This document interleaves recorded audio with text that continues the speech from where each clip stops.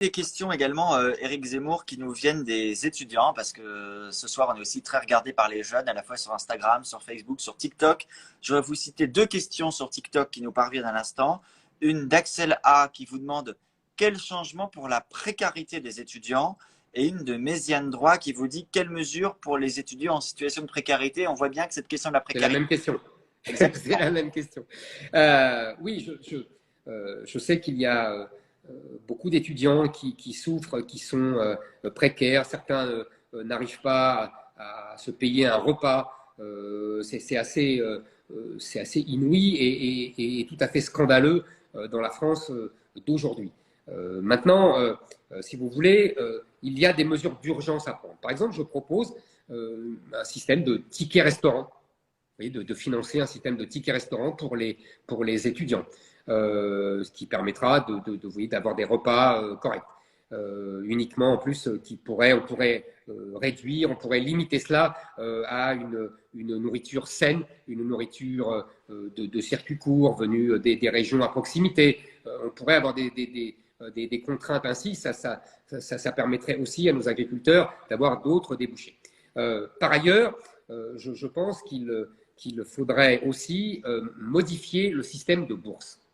Aujourd'hui, nous avons des bourses qui sont exclusivement données à des gens dont les parents sont très pauvres et nous n'avons aucune exigence pour ces boursiers. Nous n'avons aucune exigence pour ces boursiers. Nous les donnons sans contrôle de leur assiduité, sans contrôle de leur travail, et ainsi nous gaspillons un peu ces bourses. Moi, ce que je propose, c'est d'être beaucoup plus sévère pour l'octroi de ces bourses et de les supprimer pour les gens qui ne vont plus en cours, pour les gens qui redoublent plusieurs fois. En revanche, de monter le plafond pour permettre à la classe moyenne d'en bénéficier. Par ailleurs, je ferai que les étudiants étrangers payent beaucoup plus des taux, des droits d'inscription beaucoup plus élevés, comme cela se passe dans les autres pays. Il n'y a aucune raison que les étudiants étrangers profitent de nos impôts. C'est nos impôts qui ont financé les universités et nous n'avons pas à leur permettre d'avoir les mêmes droits d'inscription que les Français.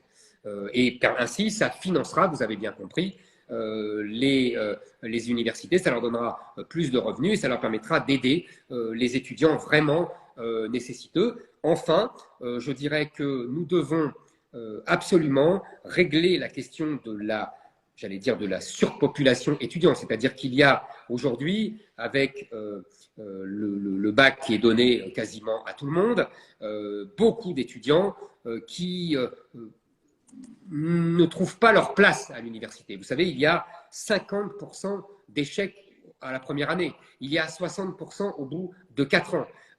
Donc, il y a des gens qui auraient dû être orientés différemment quand ils étaient plus jeunes, en quatrième, en troisième, qui sont certainement plus doués pour d'autres métiers, pour d'autres filières. Il y a aujourd'hui 1 million d'emplois non pourvus. Vous voyez, c'est tout un système qu'il faut bouleverser, qu'il faut changer. Et il y a par exemple des filières étudiantes universitaires en sociologie ou en psychologie où il y a beaucoup trop d'étudiants, où nous ferons des numerus clausus pour limiter le nombre d'étudiants dans ces filières. Éric Zemmour, on redescend de quelques niveaux dans la scolarité. On a une question sur le collège qui est sur l'Instagram de TF1 Info, qui est posée par Ganard. Comptez-vous instaurer l'obligation de porter l'uniforme dans les collèges? J'ai proposé, l'uniforme n'est pas vraiment dans la tradition française, c'est d'ailleurs une belle tradition, j'aime voir ça dans les pays anglo-saxons, ou alors, et ce sont les seuls, je crois, qui le pratiquent, en Outre-mer. Il y a des départements, des territoires d'outre-mer où il y a l'uniforme dans les classes. Je trouve ça absolument charmant. Il y a un style, il y a une élégance. Ça ne me gênerait pas. Mais j'ai proposé, moi, le retour à la blouse, au tablier que nous avons connu dans le passé. Et pour une raison simple, pour qu'il y ait une uniformisation, la fin de la dictature de la mode et la fin des différences sociales entre les enfants. Et une dernière raison, c'est un peu le symbole que l'école, un symbole parmi d'autres, que l'école est un sanctuaire. L'école doit être un sanctuaire par rapport au monde extérieur.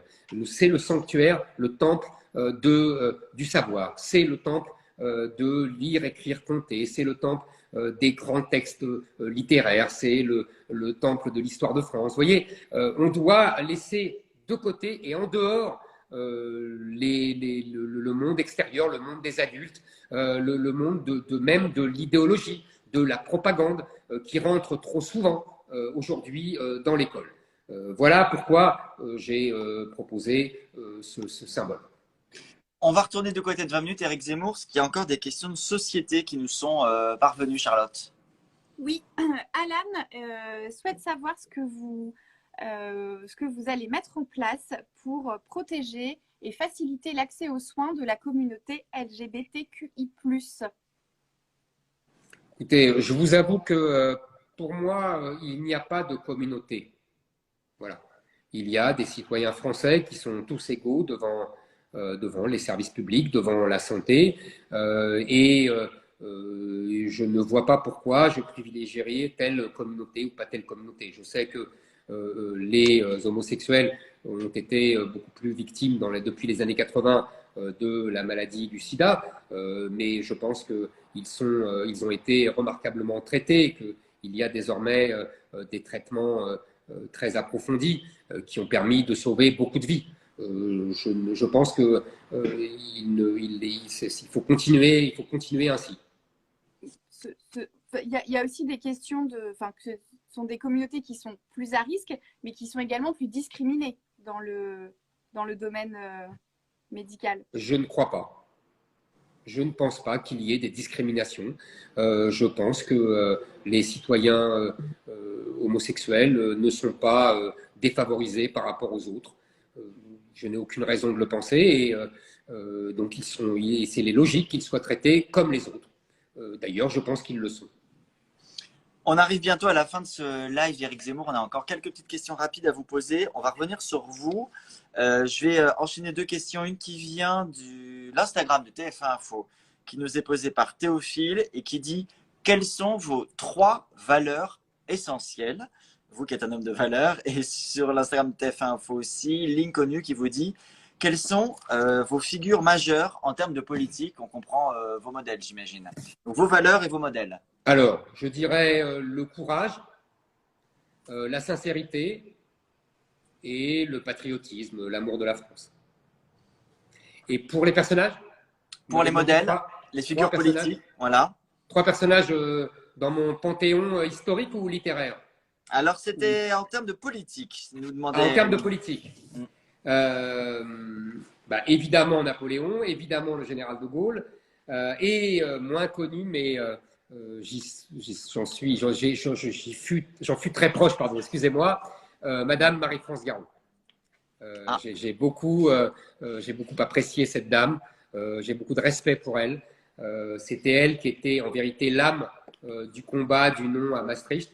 Je l'ai beaucoup côtoyée, je l'ai beaucoup fréquentée, j'ai beaucoup apprécié son intelligence et son humour. Voilà, ce fut un peu un des coups de cœur pour moi dans ma vie de journaliste. Bon, avant qu'on vous laisse, Éric Zemmour, poursuivre votre campagne, il y a des questions du côté de 20 minutes aussi, je crois, Charlotte, sur ce que vous ferez. Est-ce que je peux vous montrer mes petits personnages quand même? Allez-y. Voilà, alors ça, c'est un enfant qui m'a offert ça il y a une semaine. Il savait ma passion pour Napoléon. Je trouve ça assez mignon.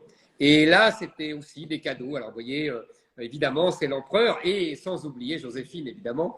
Voilà, j'ai ça sur mon bureau, donc je voulais vous faire un petit clin d'œil. On est sur la première génération de Napoléon. Tout à l'heure, on avait une question sur Napoléon III. Donc, vous êtes un petit peu le plus grand.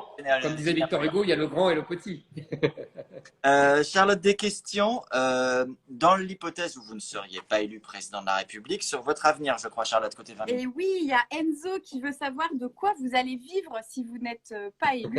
Est-ce que vous allez vous présenter éventuellement à une autre élection? Et Laura qui vous demande où vous voyez dans 10 ans. Dans 10 ans, dans 10 ans, je quitterai l'Élysée après mes 2 mandats. Et si vous n'êtes pas élu, vous allez vivre de quoi? Question d'Enzo. Écoutez, je serai élu. Je serai au second tour et je serai élu. Maintenant, vous savez, quand je me suis jeté dans cette bataille, je ne me suis pas posé cette question. Je vais vous expliquer pourquoi en 2 mots, vraiment. J'étais un journaliste reconnu, un écrivain qui vendait beaucoup de livres. Je gagnais très bien ma vie. J'étais très content. J'avais commencé tout jeune. J'avais commencé journaliste au quotidien de Paris. J'étais payé au SMIC. Et désormais, je gagnais très bien ma vie. Mes livres se vendaient très bien. Mes émissions de télévision avaient beaucoup de succès. Donc, j'étais correctement rémunéré.